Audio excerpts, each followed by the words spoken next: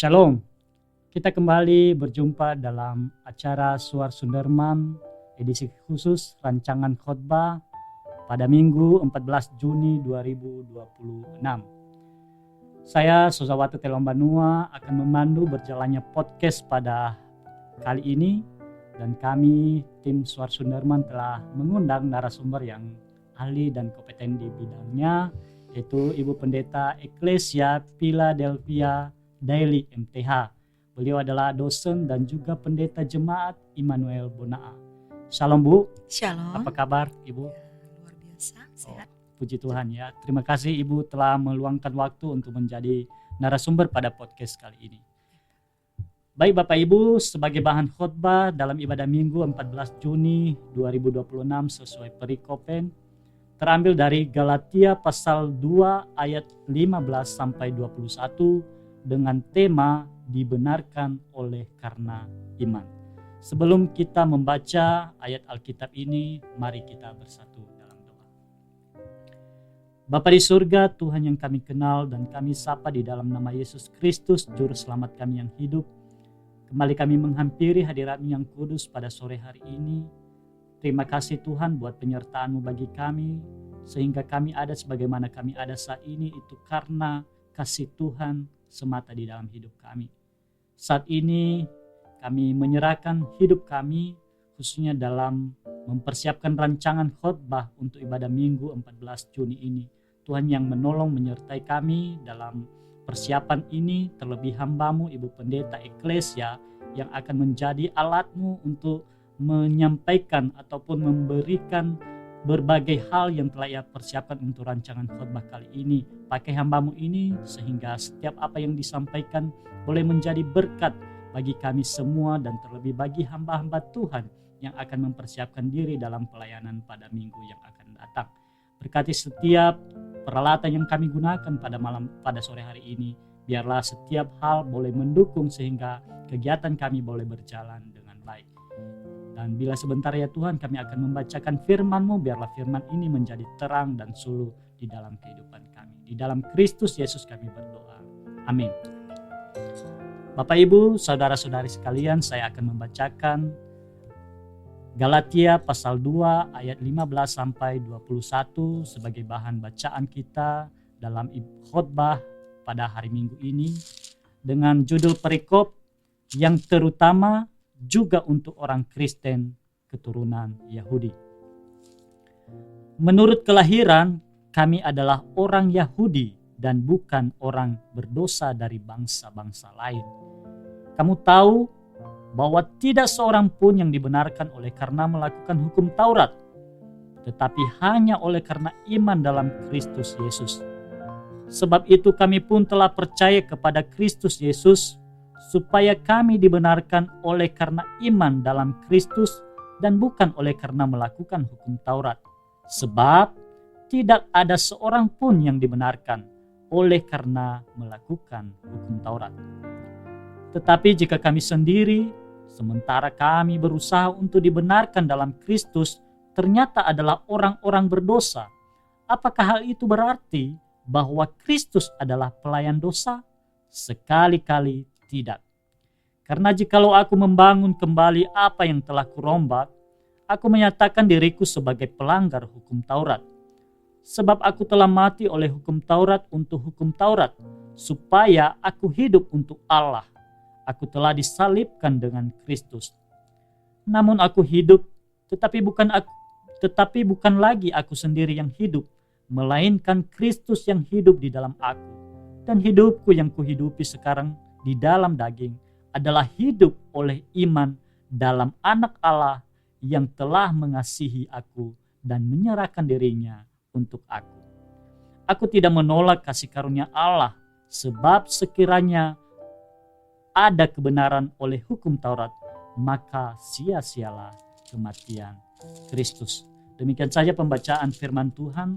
Baik Ibu Pendeta, saya menanyakan terkait apa yang telah kita baca dalam Galatia pasal 2 ayat 15 sampai 21 tadi. Sebelum kita masuk ke sana, kira-kira apa sih latar belakang dari surat Galatia ini yang ditulis oleh Rasul Paulus? Ya, Baik Pak, terima kasih. Ini pertanyaan sangat baik sekali untuk kita dapat memahami apa yang menjadi latar belakang teks di ayat 15 sampai 21 ini. Nah, kalau kita melihat bahwa penulis surat ini adalah Paulus sendiri. Ya. Nah, sejak awal di pasal 1, Paulus langsung menegaskan kerasulannya dan Paulus menyebutkan dirinya dia adalah seorang rasul bukan karena manusia, juga bukan oleh seorang manusia melainkan oleh Kristus Yesus. Ya. Jadi ini menekankan bahwa dalam kerasulannya Paulus lah yang menulis surat ini dan kepada siapa surat ini ditulis. Dan kalau kita melihat surat ini ditujukan kepada jemaat-jemaat di wilayah Galatia. Jadi ini bukan hanya satu jemaat ya Pak ya. Galatia itu bukan hanya satu kota, tetapi suatu wilayah yang berada di Asia Kecil. Dan sekarang itu disebut negara Turki. Kemungkinan jemaat yang dimaksud di sini itu adalah jemaat yang didirikan Paulus ketika dalam perjalanannya menjalankan misi. Seperti di Antioquia Pisidia, Iconium, Listra, Derbe. Nah, di kota ini Pak, orang Yahudi dan orang non-Yahudi telah percaya kepada Kristus dan mereka hidup dan bersekutu bersama sebagai satu tubuh Kristus. Nah, di sini Pak, Paulus menulis surat ini setelah mendengar bahwa jemaat Galatia mulai meninggalkan Injil yang pernah diberitakannya. Mereka sedang dipengaruhi oleh kelompok tertentu yang mengajarkan Injil yang berbeda yang diajarkan oleh Paulus. Nah, tujuan utama dari surat ini adalah untuk membela ajaran Paulus dan menegaskan bahwa keselamatan itu hanya diperoleh melalui iman kepada Yesus Kristus dan bukan melalui pelaksanaan hukum Taurat. Sebenarnya Paulus menulis surat ini sebagai respon terhadap penyimpangan Injil atau pengajaran palsu yang menyatakan bahwa orang Kristen itu harus mematuhi hukum Taurat dan hukum Yahudi untuk mendapatkan keselamatan. Oleh karena itu nada Paulus di surat Galatia ini memang sangat berbeda sekali Pak, dibandingkan dengan surat-surat Paulus lainnya ya. Kalau biasanya Paulus itu menulis suratnya dengan ucapan syukur, tetapi di dalam Galatia ini dia langsung menegur, aku heran bahwa kamu lekas berbalik gitu ya. Jadinya ada penekanan sedikit, penegasan marah di situ sedikit. Oke, baik Bu. Jadi itu latar belakang dari surat Galatia ini tadi. Sekarang kita masuk pada pembahasan mengenai apa yang sudah saya bacakan tadi dalam Galatia pasal 2 ayat 15 ini. Kira-kira apa sih masalah yang terjadi di jemaat Galatia ini, Bu? Sehingga Paulus berbicara begitu tegas ya. Meskipun tadi Ibu sudah menyampaikan tadi juga di awal-awal pembahasan ini, di awal penulisan tadi, aku heran. Tetapi kita bisa melihat dalam ayat 15 tadi, ini begitu tegas Paulus mengatakan menurut kelahiran kami adalah orang-orang Yahudi dan bukan orang-orang berdosa dari bangsa-bangsa lain. Apa maksud Paulus menulis ini, Bu? Iya, sebelum kita masuk ke dalam teks ayat 15 Pak, kita perlu dulu melihat latar belakang konteks sebelumnya yang ada di ayat 11-14 ya, di mana diceritakan peristiwa ketika Petrus memisahkan diri dari orang-orang non-Yahudi karena tekanan kelompok orang-orang Yahudi Kristen. Nah, pada awalnya Pak, di sini kalau kita melihat, kita baca di ayat 11, 12, 13, Petrus itu makan bersama orang non-Yahudi tanpa mempermasalahkan latar belakang mereka. Tindakan ini menunjukkan awalnya Petrus memahami keselamatan diperoleh melalui iman kepada Kristus. Bukan melalui identitas Yahudi atau pelaksanakan hukum Taurat. Namun ketika beberapa orang Yahudi datang itu dari lingkungan Yakobus, ketika datang ke Yerusalem, Petrus menjadi takut terhadap tekanan kelompok Yahudi yang masih menekankan tentang hukum Taurat ini. Akibatnya Petrus menarik diri dari persekutuan makan bersama orang-orang non-Yahudi. Nah, tindakan Petrus yang menarik diri ini kemudian diikuti oleh orang-orang Yahudi Kristen lainnya, Pak. Bahkan ya teman Petrus sendiri bernama Barnabas ikut terpengaruh. Nah, bagi Paulus ini menjadi sebuah permasalahan. Bukan hanya soal karena makan bersama non-Yahudi, ya. Tetapi di balik tindakan Petrus yang menarik diri ini terdapat persoalan teologis yang sangat mendasar.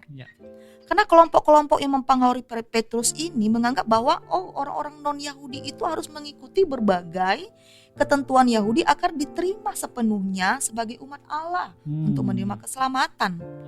Nah, pandangan orang-orang Yahudi Kristen ini mau mengajarkan bahwa iman kepada Kristus belum cukup. Masih diperlukan ketaatan kepada Taurat. Dan identitas Yahudi memiliki nilai lebih tinggi dibandingkan identitas dalam Kristus. Nah, pemikiran ini bagi Paulus menjadi ancaman inti Injil, Karena itu dalam Galatia 2 ayat 15 sampai 21 ini Paulus mencoba menjelaskan hal-hal dasar mengenai keselamatan. Nah, lalu masuk kita di ayat kata Paulus di ayat 15 ketika dia menurut kelahiran kami adalah orang-orang Yahudi, bukan orang berdosa dari bangsa-bangsa lain.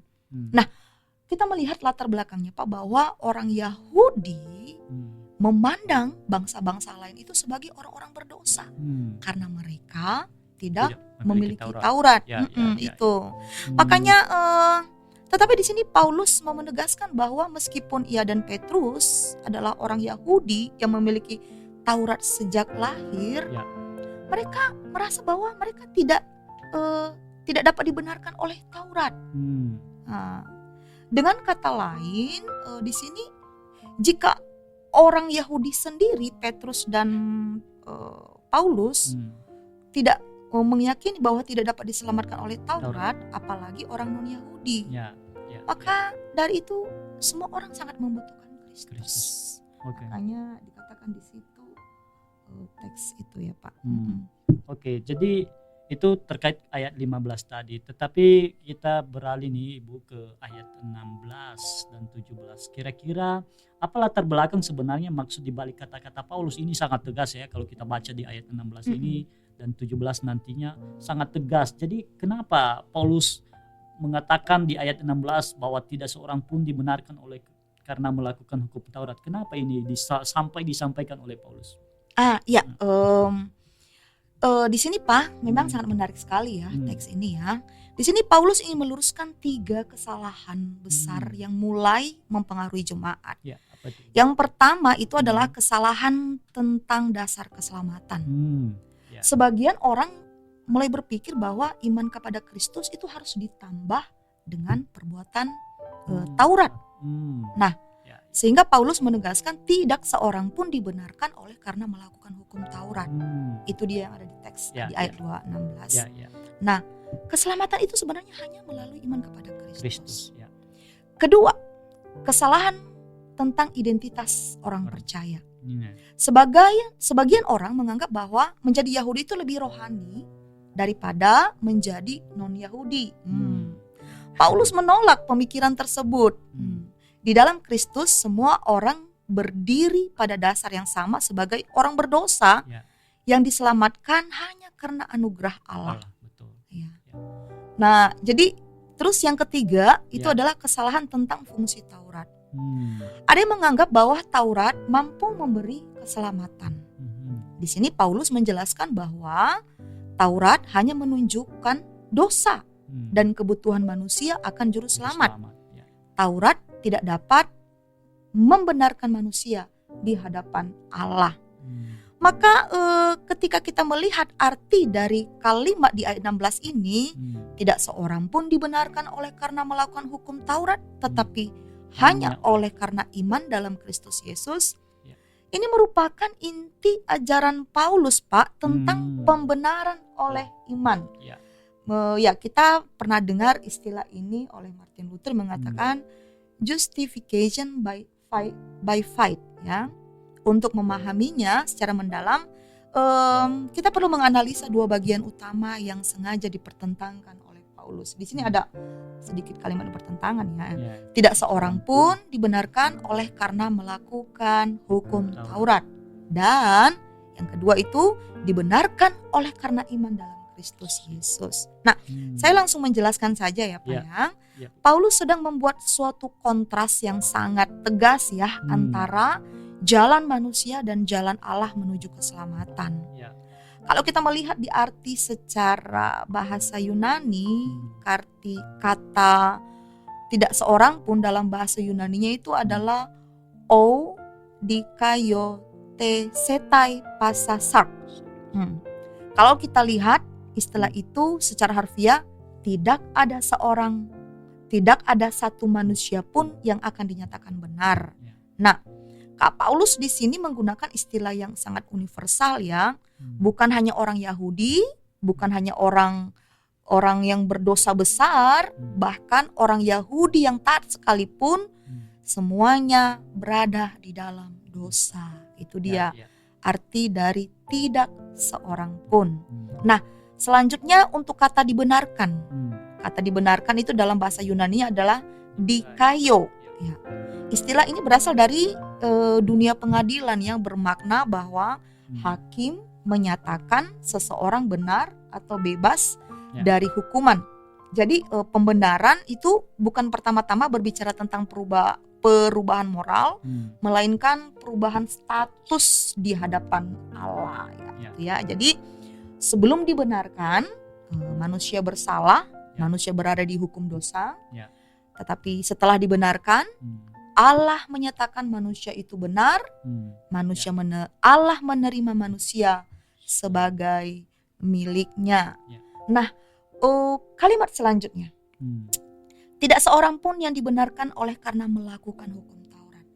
Apa sih yang dikatakan dengan melakukan hukum Taurat? Ini bukan hanya soal 10 hukum Taurat saja ya Pak, tetapi seluruh sistem-sistem yang berada di Taurat itu sendiri, seperti sunat, hukum makanan, najis tidak najis, lalu ada hari-hari raya, tentang bagaimana memberi persembahan dan ketaatan melaksanakan ritual ibadah keagamaan.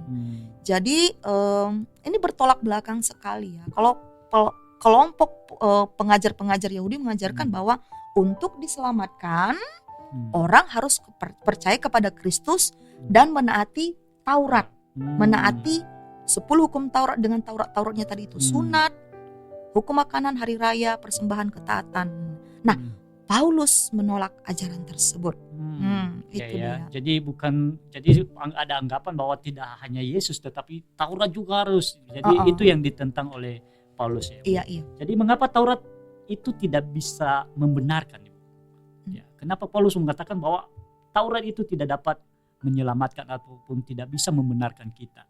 Iya, menurut Paulus Pak, ini ada beberapa alasan ya. Yang pertama, karena memang semua manusia itu berdosa ya.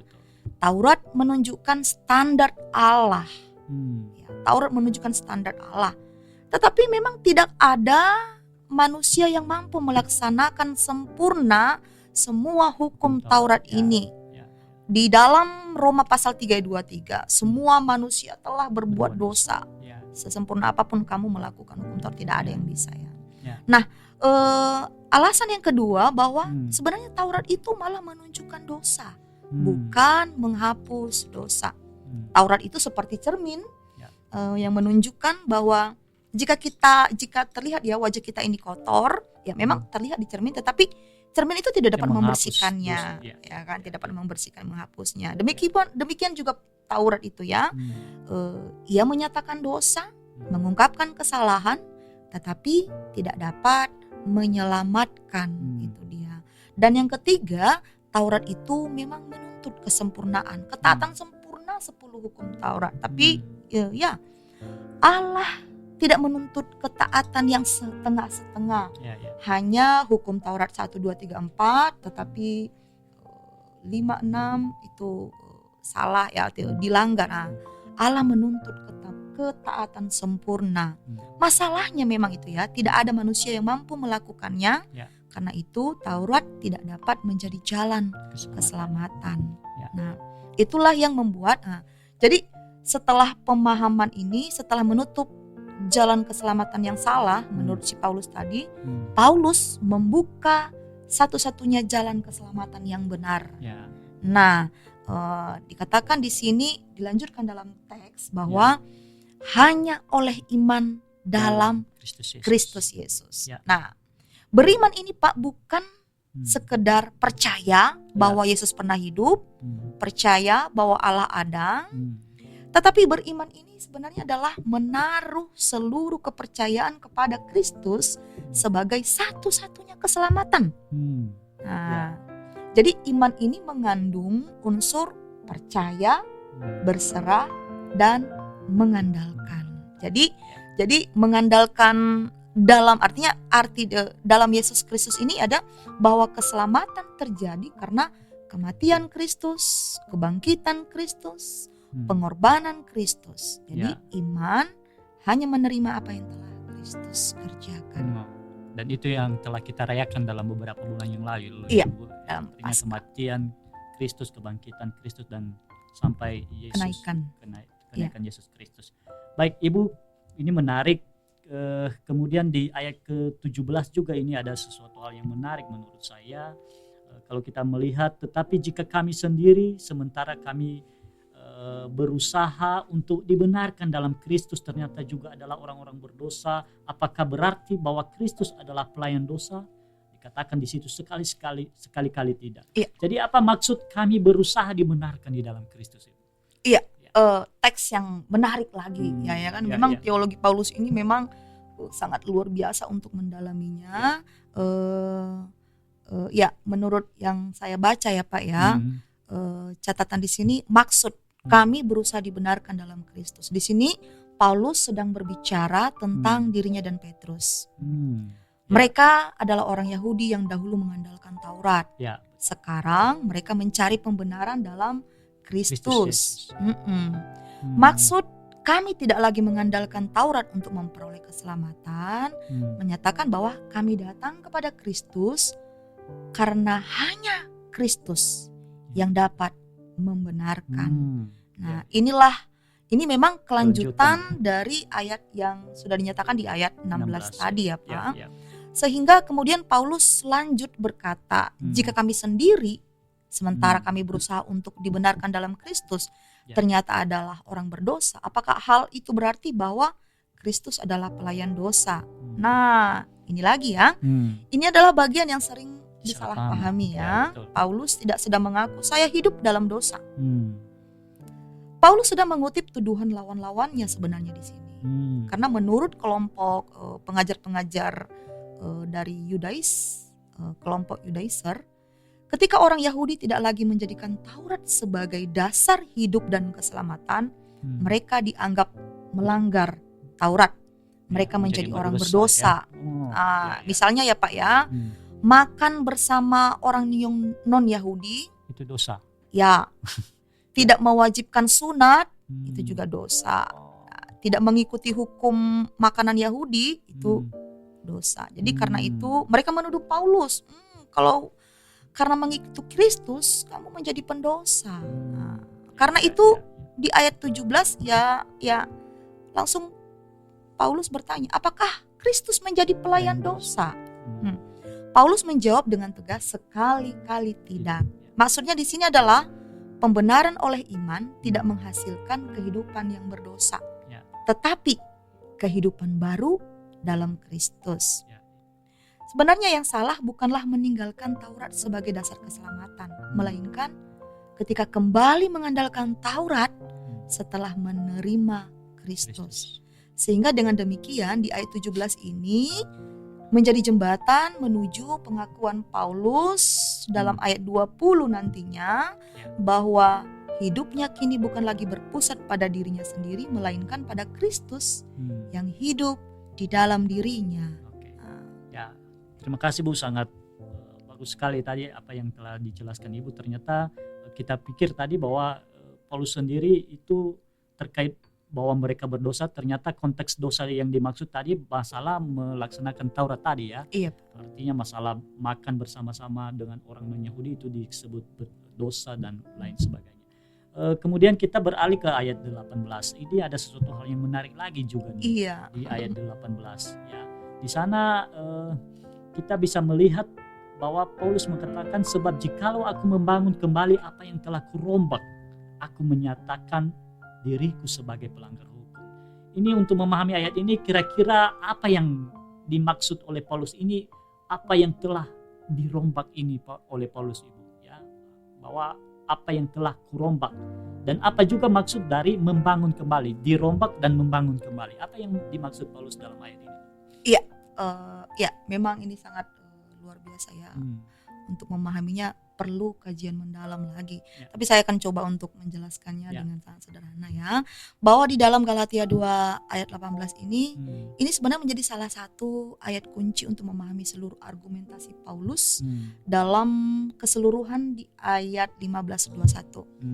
Ayat ini menjelaskan mengapa Paulus menolak kembali kepada sistem keselamatan berdasarkan Taurat setelah menerima Kristus. Ya.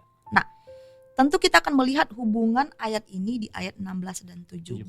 Ya. Saya mengajak kita untuk melihat alur pikir Paulus dulu ya.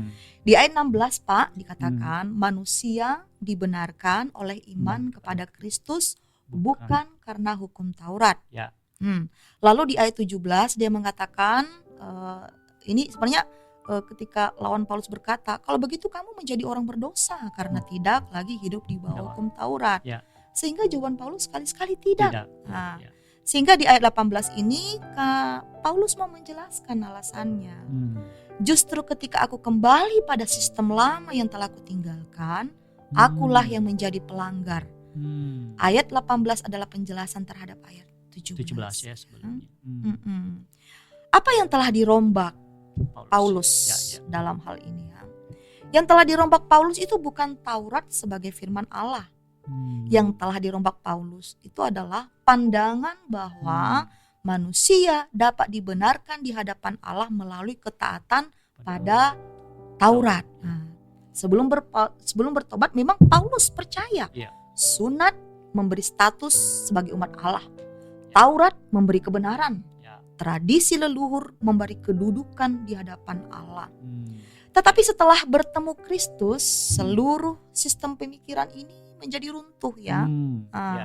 Karena itu di dalam Filipi pasal 3 ayat 7-9 Paulus berkata bahwa semua keuntungan religiusnya itu dianggap rugi dibandingkan dengan pengenalan akan Kristus. Sehingga di ayat 18 ini Paulus menyatakan jika setelah memberitakan bahwa keselamatan hanya oleh Kristus, lalu aku kembali mengajarkan bahwa Taurat diperlukan untuk keselamatan, maka aku sedang menghancurkan Injil yang telah kuberitakan, yang telah dia bangun itu. Itu. Jadi mengapa Paulus menyebut dirinya pelanggar di ayat 18 ini? Iya. Ya. Menarik lagi nih Pak ya, memang yang Paulus menganggap aku akan menjadi pelanggar jika kembali kepada sistem lama yang telah ditinggalkan Kristus. Mengapa? Karena itu berarti bahwa menolak kecukupan salib, menyangkal Injil, dan mengandalkan usaha manusia. Bahkan ketika lebih jauh Paulus mau menegaskan bahwa jika Kristus sudah menjadi jalan keselamatan, lalu Paulus mencari keselamatan lagi melalui Taurat, ia sedang bertindak bertentangan dengan kebenaran yang telah Allah nyatakan itu. Itu dia. Oke, luar biasa ya. Berarti ini tadi dari ayat 16, 17 dan 18 ini saling terkait sebenarnya. Terkait satu sama lain ya, sehingga kalau kita membaca sepotong-sepotong ini kita kehilangan makna ini. Iya, betul. Jadi Pak, terima kasih Ibu telah mencoba untuk memberikan pemahaman yang begitu luar biasa tadi, hubungan antara ayat 16, 17 dan sampai tadi ayat ke-18 ini merupakan satu kesatuan yang tidak bisa dipisahkan. Baik Ibu, kira-kira dari ayat 19 ya, kita lanjut ini ayat 19 sampai ayat 21, kira-kira apa yang ingin disampaikan Paulus juga di dalam ayat seterusnya ini Bu? Tadi kalau tadi dari ayat 15 sampai 18 Ibu sudah mencoba untuk menjelaskan kira-kira di ayat selanjutnya ini, ayat 19 sampai ayat ke-21, kira-kira apa yang ingin dinyatakan atau ingin disampaikan oleh Paulus? Iya, memang ini penjelasan Paulus selanjutnya ya. Ketika di ayat 19 dikatakan, sebab aku telah mati oleh hukum Taurat untuk hukum Taurat. Nah, di sini Paulus menjelaskan mengapa ia tidak mungkin kembali membangun sistem lama. Karena secara rohani ia sudah mati terhadap hukum Taurat sebagai sarana keselamatan. Hubungan lamanya dengan Taurat telah berakhir melalui kematian Kristus. Lalu kemudian Paulus melanjutkan, aku telah disalibkan dengan Kristus. Artinya, ia bukan hanya meninggalkan sistem lama, ia sudah masuk ke dalam kehidupan baru. Pusat kehidupan Paulus telah berubah. Dulu mengandalkan Taurat, mengandalkan identitas Yahudi, mengandalkan prestasi keagamaan. Sekarang dia mengandalkan Kristus yang ada di ayat 20 ya Pak. Oke, untuk di ayat 21, kira-kira apa hubungan kasih karunia dengan Kristus yang hidup di dalam aku yang dimaksud Paulus ini? Ya,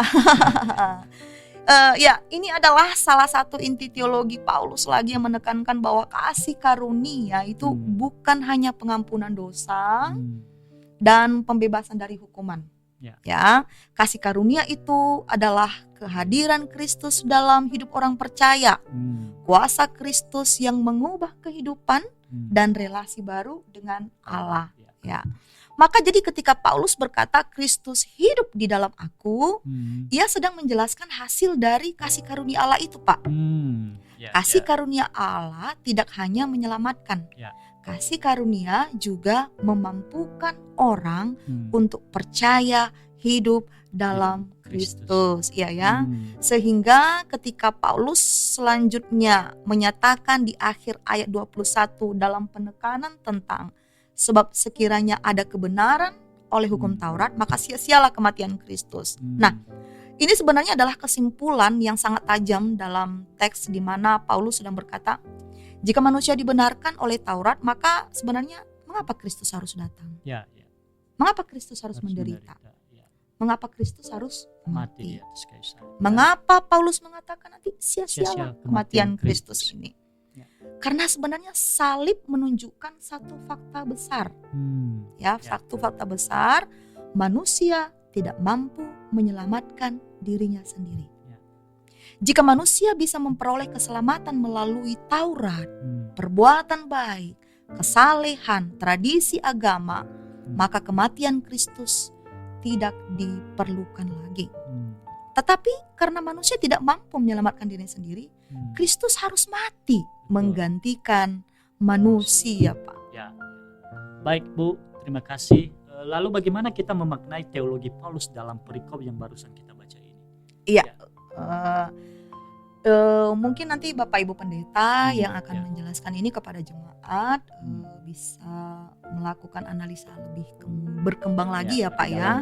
Saya hanya bisa sedikit membuka wawasan dari pemahaman yang sudah saya lihat. Nah, di sini jika kita mengkaitkan dengan tema perikop yang berbunyi dibenarkan karena iman, maka dari keseluruhan bahan diskusi di atas kita dapat simpulkan bahwa sebenarnya Galatia 2 ayat 15 sampai 21 ini merupakan salah satu penyataan teologis terpenting dalam seluruh surat Paulus, bahkan dalam seluruh perjanjian baru. Dalam bagian ini Paulus tidak hanya menjelaskan bagaimana manusia diselamatkan, tetapi juga menjelaskan apa arti hidup sebagai orang yang telah dibenarkan oleh Allah. Jadi ada beberapa hal yang dapat kita ambil maknanya di sini ya Pak. Saya berbagi share beberapa poin-poin. Mungkin Bapak Ibu Pendeta yang lainnya bisa mengembangkan ini ya. Saya akan baca saja ya. Yang pertama, pembenaran oleh iman menunjukkan bahwa keselamatan adalah anugerah Allah. Itu teks dasarnya ayat di ayat 16. Tidak seorang pun yang dibenarkan oleh karena melakukan hukum Taurat, tetapi hanya oleh karena iman dalam Kristus Yesus. Dalam hal ini Pak, Paulus mengajarkan bahwa manusia tidak dapat memperoleh keselamatan melalui kesalehan pribadi, ketaatan agama, perbuatan baik, tradisi-tradisi agama, jabatan rohani. Karena itu keselamatan merupakan tindakan kasih karunia Allah yang diberikan melalui Yesus Kristus. Pembenaran bukan upah atas usaha manusia, tetapi anugerah yang diterima melalui iman. Yang kedua yang dapat kita ambil maknanya itu adalah pembenaran oleh iman itu menghancurkan kesombongan rohani. Ya. Dasar teksnya itu di ayat 15-16. Menurut kelahiran kami adalah orang Yahudi. Ya. Ketika Paulus memulai dari keistimewaan orang Yahudi, mereka memiliki Taurat, perjanjian, sunat, tradisi leluhur. Tetapi kemudian Paulus berkata, kita tahu bahwa tidak seorang pun dibenarkan karena melakukan hukum Taurat. Nah, ini mau menyatakan Pak, jika orang Yahudi yang memiliki begitu banyak keistimewaan rohani tetap membutuhkan Kristus, maka tidak seorang pun yang dapat membanggakan dirinya di hadapan Allah. Pembenaran oleh iman itu menghapus kesombongan agama, menghapus kesombongan intelektual, menghapus kesombongan pelayanan, menghapus kesombongan denominasi. Karena di hadapan salib semua manusia berdiri pada posisi yang sama sebagai orang yang berdosa yang membutuhkan anugerah Allah. Itu yang kedua tadi Pak. Dan yang ketiga, pembenaran oleh iman menghasilkan kehidupan baru. Ini dia yang ada di ayat 20. Aku telah disalibkan dengan Kristus. Di sini bermakna bahwa pembenaran bukan hanya perubahan status hukum di hadapan Allah. Pembenaran juga menghasilkan transformasi hidup. Paulus mengajarkan bahwa ketika seseorang percaya kepada Kristus, manusia lama turut disalibkan. Kuasa dosa dipatahkan. Kehidupan baru dimulai. Keselamatan bukan sekedar tiket menuju surga. Keselamatan adalah kehidupan baru dalam Kristus. Itu yang ketiga. Yang keempat, pembenaran oleh iman berarti Kristus menjadi pusat kehidupan kita. Teksnya ayat di 20 itu. Bukan lagi aku sendiri yang hidup, melainkan Kristus yang hidup dalam aku. Nah, ini menjadi puncak teologi Paulus ya Pak ya. Bagi saya, keselamatan bukan sekedar percaya pada satu ajaran, tetapi keselamatan adalah persatuan dengan Kristus. Nah, yang kelima, pembenaran oleh iman tidak menjadi alasan untuk hidup di dalam dosa. Nah, ini menjadi penekanan kita mungkin jadi bagi warga jemaat juga ya. Teksnya itu ada di ayat 17-nya tadi. Ketika dikatakan, apakah berarti bahwa Kristus adalah pelayan dosa? Sekali-sekali tidak. Nah, di sini Paulus menolak pemikiran bahwa kasih karunia memberi izin untuk hidup sembarangan ya. Nah, iman yang sejati tidak menghasilkan kehidupan yang lebih berdosa. Sebaliknya, iman yang sejati menghasilkan kehidupan yang diperbaharui oleh Roh Kudus.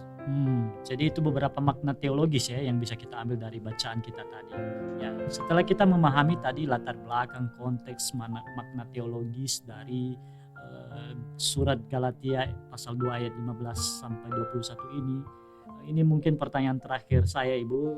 Bagaimana kebenaran firman Tuhan ini juga dapat diterapkan atau bisa kita aplikasikan lah ya dalam kehidupan kita bagi orang-orang percaya saat ini ya. Artinya relevansi dari pesan firman Tuhan ini untuk kita terapkan ya, atau kita renungkan dalam kehidupan kita saat ini.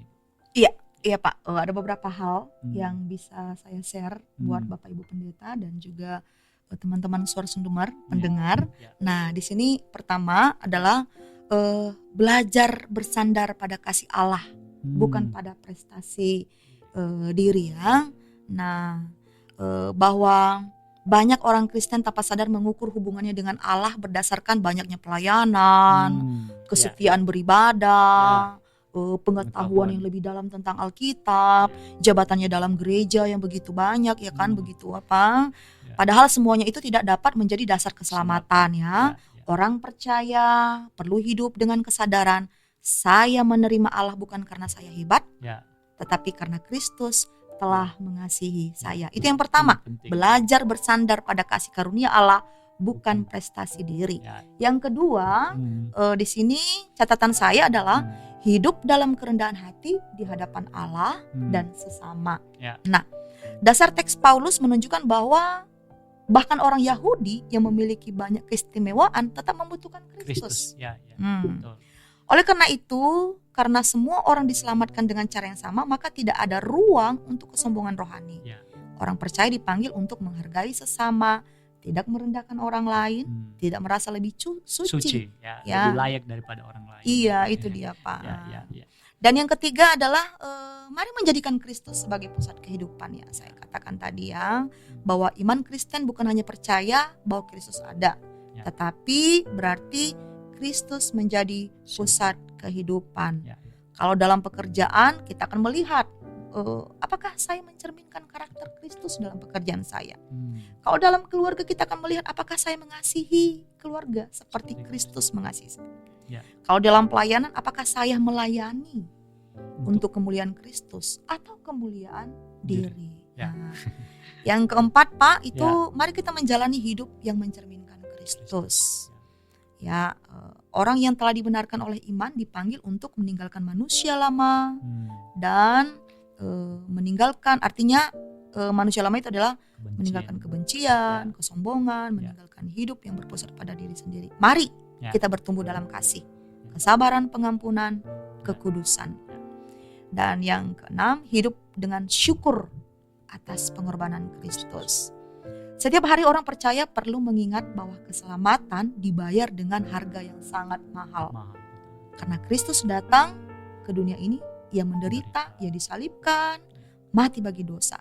Nah, kesadaran ini seharusnya menghasilkan rasa syukur, kesetiaan, ketaatan, penyembahan dengan sungguh-sungguh.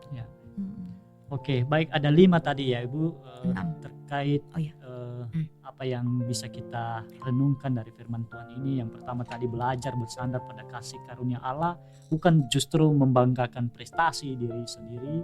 Kemudian bagaimana kita hidup dalam, yang kedua adalah bagaimana hidup dalam kerendahan hati di hadapan Allah dan sesama. Yang ketiga, bagaimana kita menjadikan Kristus itu sebagai center di dalam hidup kita. Kemudian yang keempat, bagaimana kita menjalani hidup yang baru, ya, dan itu kita mencerminkan Kristus.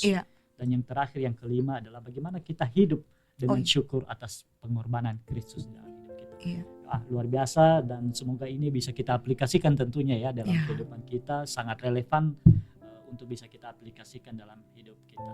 Baik, yang terakhir ini Bu, kira-kira apa yang menjadi closing statement dari Ibu dari perbincangan kita dalam membahas Galatia 2 ayat 15 sampai 21 ini tadi? Di sini Pak, mungkin saya sedikit mengulang kembali ya, supaya kita bisa mengingat kembali bahwa ketika surat Galatia ini ditulis, teks ini ditulis itu karena munculnya krisis teologis di jemaat-jemaat Galatia setelah kedatangan kelompok pengajar-pengajar Yudaisme yang mengajarkan bahwa iman kepada Kristus harus ditambah dengan sunat, dengan ketaatan kepada hukum Taurat untuk memperoleh keselamatan. Nah, ajaran ini akan mengancam kemurnian Injil dan menimbulkan kebingungan di tengah jemaat. Karena itu Paulus menulis surat ini untuk membela kerasulannya, mempertahankan Injil, menolak ajaran dan menegaskan menolak ajaran Yudaisme dan mengajarkan bahwa manusia itu dibenarkan di hadapan Allah oleh iman kepada Yesus Kristus, bukan karena perbuatan hukum Taurat. Nah, dan ini menjadi doktrin tentang dibenarkan karena iman. Nah, surat Galatia ini pas sebenarnya menjadi dasar penting bagi doktrin reformasi gereja. Tokoh-tokohnya itu seperti Martin Luther, John Calvin, mereka sangat menekankan ajaran Paulus dalam Galatia tentang sola fide, hanya oleh iman, dan sola gratia, hanya oleh kasih karunia. Oleh karena itu memang surat Galatia ini disebut piagam kemerdekaan Kristus ya, the Magna Carta of Christian Liberty, karena menegaskan bahwa keselamatan adalah anugerah Allah dan bukan hasil usaha manusia. Oleh karena itu di Galatia pasal 2 ayat 15-21 ini mau mengajak supaya orang percaya meyakini Allah telah menerima saya di dalam Kristus. Saya ingin hidup baginya. Itulah sebabnya Paulus berkata, ketika Kristus menjadi pusat kehidupan, orang percaya tidak lagi hidup untuk membuktikan dirinya di hadapan Allah, tetapi hidup sebagai respon syukur atas kasih karunia yang telah diterimanya. Ini yang menjadi aplikasi yang mendalam dalam doktrin ini, Pak, sebagai closing statement saya. Baik, terima kasih Ibu. Tidak terasa kita telah sampai di penghujung podcast ini. Sekali lagi terima kasih kepada Ibu yang telah menjadi narasumber. Sudah banyak hal berbagi tadi. Semoga apa yang telah disampaikan oleh Ibu Pendeta tadi, Ibu Pendeta Eklesia, kiranya bisa menjadi berkat, menjadi juga panduan bagi Bapak Ibu Pendeta yang akan melayani pada hari Minggu yang akan datang. Tentunya disesuaikan dengan konteks di jemaat masing-masing. Ini hanya panduan sementara ya, ini rancangan, tentunya dalam hal penerapannya, pengaplikasiannya, dan mungkin bisa dikembangkan oleh lagi oleh Bapak Pendeta yang akan melayani. Sekali lagi terima kasih Ibu. Terima kasih. Dan untuk pendengar Suara Sunderman, tak bosan-bosan kami tetap mengingatkan untuk tetap mendukung podcast Suara Sunderman ini dengan cara like, share, dan juga jangan lupa subscribe ya channel ini supaya bisa bertambah banyak lagi orang yang akan diberkati lewat podcast Suara Sunderman. Amin. Untuk itu sebelum kita mengakhiri, kami minta kesediaan Ibu Pendeta untuk menutup kita dalam doa. Baik, kita berdoa. Bapa di surga, terima kasih Engkau mengizinkan kami dapat memaparkan firman-Mu, bukan oleh karena pengetahuan kami, tetapi oleh karena kasih karunia dan hikmat kebijaksanaan daripada Engkau. Untuk itu Tuhan, biarlah segala hal yang mungkin belum banyak kami pahami, di dalam nama Yesus, kuat kuasa daripada Roh Kudus-Mu yang menuntun Bapak Ibu pendengar, Bapak Ibu hamba-hamba-Mu dapat menyampaikan pemberitaan firman Tuhan ini lebih lagi dalam memahaminya, sehingga setiap orang yang mendengarkan firman-Mu semakin memperteguh imannya kepada Yesus Kristus. Kami percaya bahwa kami dibenarkan oleh karena iman kami di hadapan Yesus Kristus, bukan karena perbuatan baik kami. Terima kasih Bapa untuk kasih setia-Mu yang sangat luar biasa. Izinkan kami menjalankan kebenaran firman-Mu dengan terus berpegang pada firman-Mu. Doa dan pengharapan kami ini kami hanya mau alaskan di dalam nama anak-Mu Yesus Kristus, Juru Selamat penebus kami yang hidup. Amin. Amin.